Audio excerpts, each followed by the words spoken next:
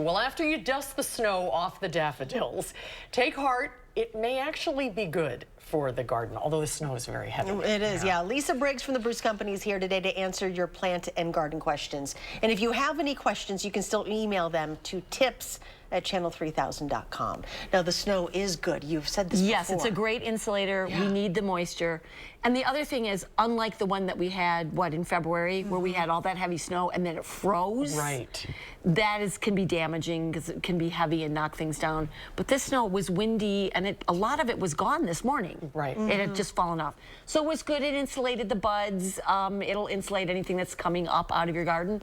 And hey, good news. I think it's supposed to be 60 next week. Yes. Right. Right? So then it'll we are just going to power through this. We'll flip a switch and everything will be bright green. You watch. Right. Okay, our first question is from Cheryl. She says, I got a new boardwalk put in from my deck to the garage. They didn't put anything under it, and now I'm getting weeds between the boards. Yeah. So tough. if you can't wiggle like some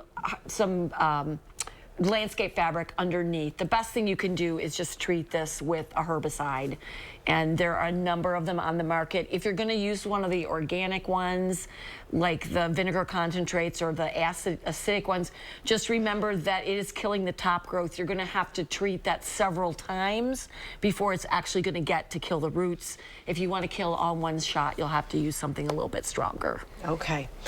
Diane, with repotting indoor plants just around the corner, what is a good website or some place to go to for soil mixtures for specific plants?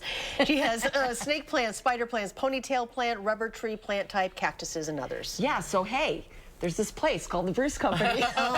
We have lots of people, probably about 300 years of combined experience for everything from house plants to birding to planting outside. So stop in. If you are out of the area and you have questions, you can always email our plant desk. That's plantdesk@briggscompany.com. You can send them pictures. We can answer questions, give you advice. But yes, there are certain specific soil mixes for some things like cactus and African violet, but for the most part, if you just get a good quality soilless potting mix, you'll be good for repotting. Okay.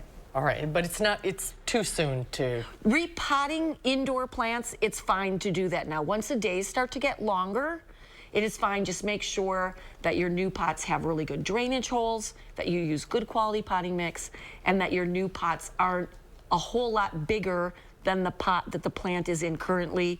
Usually we say about an extra 2 inches in diameter, no more than that. Okay. Why is that? Well, because soil holds extra moisture, and so if you get something that's too big, you put a little root like this in a big pot like this that holds a lot of moisture, and that can cause root rot. Okay.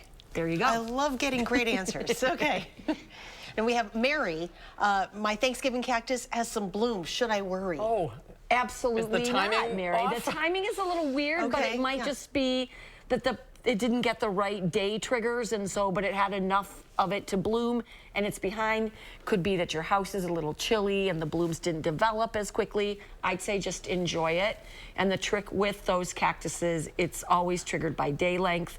So next year around September, Mary, you're gonna wanna put it in a room where you don't have lights on at night, because that shortening day length is what triggers it to set flower buds. all right. Just enjoy them. Yeah, what a great. gift. Kudos. Susan sent a question. What is the best mixture for raised beds and grow bags? So for grow bags, I like to use something a little lighter. I would just use maybe half of a soilless potting mix and maybe half of a raised bed mix, because those things get really heavy. Those and hanging baskets get really heavy. But for raised beds, there are lots of great raised bed mixes on the market, including one from Purple Cow, which is a local supplier that takes stuff out of the green waste stream and turns it into compost and soil and some mixes for vegetables and raised beds. So it's magical. It's magical. Taking some garbage Yeah. and turning it into something really good. So yay, that's a win-win. Yes, it is. Okay. Well, thank you very much. You're and welcome. Hopefully next time it'll be all sunshine for you. I'm hoping as well. Yeah. We'll be outside one of these days soon. Soon, yeah. Thanks, Lisa. Great to see you. Good to see you guys too.